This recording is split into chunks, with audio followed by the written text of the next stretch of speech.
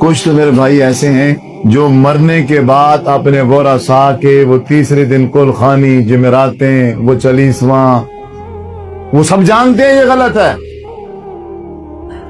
انہیں علم ہے کہ یہ رسم ہے، اللہ کے رسول صلی اللہ علیہ وسلم نے نہیں سکھلائی یہ تعلیم، آپ نے نہیں سمجھایا، قرآن میں نہیں ہے، حدیث میں نہیں ہے، سب جانتے ہیں، سب سمجھتے ہیں، انہیں علم ہے کہ 1,36,000 صحابہ میں سے کسی نے نہیں کیا ایسا، ہمارے جو اولیاء ہیں ان میں سے کسی نے نہیں کیا، ہمارے 4 امام ہیں ان 4 اماموں میں سے کسی سے ثابت نہیں ہے، پیر عبد القادر جیلانی رحمت اللہ علیہ جسے لاکھوں کا ولی کہتے ہیں اس نے نہیں کیا، یہ سب جانتے ہیں، یہ سب سمجھتے ہیں، لیکن اس کے باوجود ہوتی ہے، اس کے باوجود یہ لوگ کرتے ہیں، وجہ کیا ہوتی ہے؟ برادری کو راضی کرنا، خاندان کو راضی کرنا، علاقے والوں کو خوش کرنا، لوگ کیا کہیں گے؟ بھئی ان کے باپ نے ان کے لیے کیا کچھ نہیں کیا تھا، ان کے والد صاحب نے اس کے لیے کیا کچھ نہیں کیا، اور انہوں نے اپنے والد کے لیے، اپنے باپ کے لیے مرنے کے بعد 2 دیگیں نہیں پکائی، دعوت نہیں کی، اتنا خرچ نہیں کر سکے، اب لوگ کیا کہیں گے؟ لوگوں کو راضی کرنے کے لیے لاکھوں روپے لگا دیے جاتے ہیں، لیکن لوگ آتے ہیں تیسرے دن، لوگ آتے ہیں جمعرات کو، لوگ آتے ہیں 40ویں پر، لوگ آتے ہیں سال کے بعد اس وریڑے پر، آ جاتے ہیں، کھا جاتے ہیں، کھانے کے بعد اسی جگہ پر بیٹھ کے کہہ رہے ہوتے ہیں یہ کوئی دعوت ہے؟ یہ حال ہے ان کا، مزہ نہیں آیا، فلاں نہیں، اسی وقت وہیں بیٹھے بیٹھے انعام دے کے جاتے ہیں، راضی راضی۔ اور میں نے کوشش کی تھی ان کو راضی کرنے کے لیے، پر میں پھر بھی راضی نہ کر سکا، پھر بھی ان میں سے چند میرے دوست ایسا پیدا ہو گئے جنہوں نے کہا دیا مجھے تو چاول ہی نہیں ملے، ہمیں تو وہی نہیں ملے، وہ سارے کے سارے پیسے، وہ ساری کی ساری محنت وہ کیا ہو گئی؟ راضی۔ بندے ویسے راضی نہیں ہوئے جو قیامت تک ہوں گے بھی نہیں، اور اللہ ناراض ہو گیا، لاکھ روپیہ لگا پر رب کیا ہو گیا؟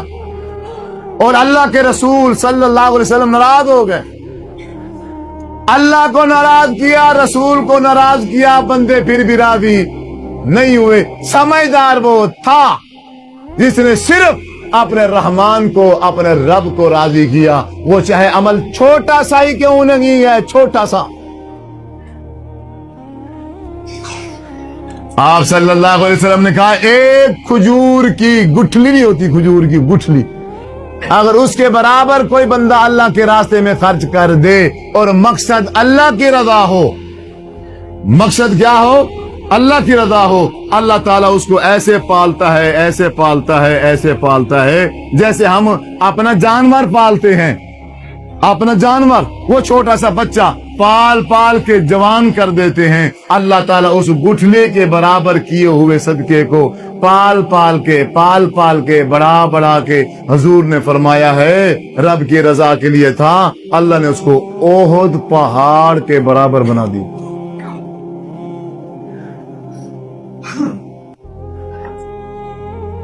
کون سا اچھا ہے؟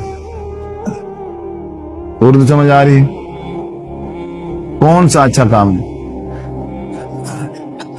ایک گٹھلی کے برابر عمل ہو، گٹھلی کتنی ہے؟ ایک گٹھلی کتنی ہے؟ اس کی کیا حیثیت ہے آج کے اس معاشرے میں؟ 1 روپیہ ہو، مقصد رب کی رضا ہو،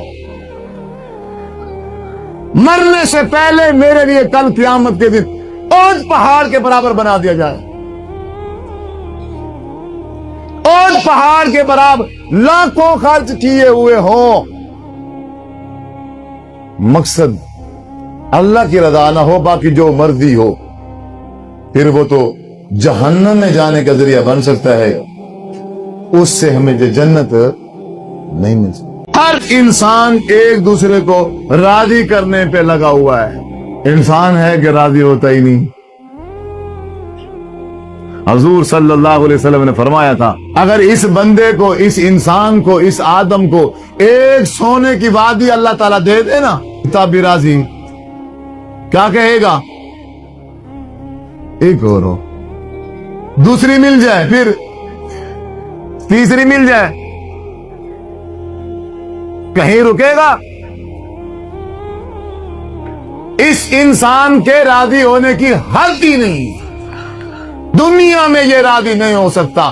دنیا میں اگر اس کا دل, اس کا پیٹ کوئی چیز بھر سکتی ہے تو حضور نے کہا ہے وہ مٹی ہے قبر کی, اس سے علاوہ اس کا پیٹ بھرنے والا نہیں.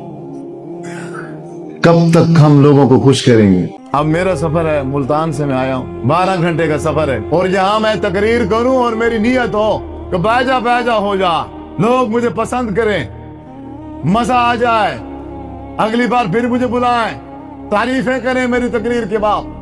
یہی تقریر میرے لیے وبال جان ہے, میری تباہی کا سبب ہے, یہ میری بربادی کا سبب ہے کہ سب سے پہلے کل قیامت کے دن عالم کو جہنم میں پھینکا جائے گا,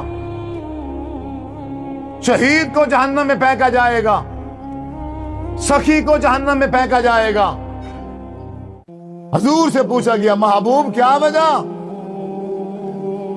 اللہ تعالیٰ عالم سے پوچھے گا میں نے علم عطا کیا, تو نے کیا کیا؟ وہ کہتے یا اللہ میں ساری زندگی تیرے علم کی تبلیغ کرتا رہا, لوگوں کو پڑھاتا رہا, لوگوں کو سکھاتا رہا, مدرسے بنائے, مساجد بنائی, خوب خوبصورت میں نے عمارتیں بنا دی ہیں. اللہ فرمائے گا جھوٹ بولتا ہے, تو نے یہ سارا کچھ اس لیے کیا تھا تاکہ تیری شہرت ہو, علاقے میں تیرا نام پیدا ہو, لوگ تیری تعریفیں کریں. تو نے کام کیا, لوگوں نے تیری تعریفیں کر دی ہیں, بس تیرا مقصد ہی یہی تعریف تھا, مجھے راضی کرنا تو تھا نہیں, بس تیرا مقصد دنیا میں پورا ہو گیا ہے. اب نامہ اعمال میں تیری ساری زندگی کی ہوئی تبلیغ, پڑھائی ہوئی حدیث, سمجھایا ہوا قرآن, یہاں کچھ بھی نہیں ہے, پر اسے پکڑو اور اسے جہنم میں پھینکو. آپ سمجھتے ہو یہ آسان ہے؟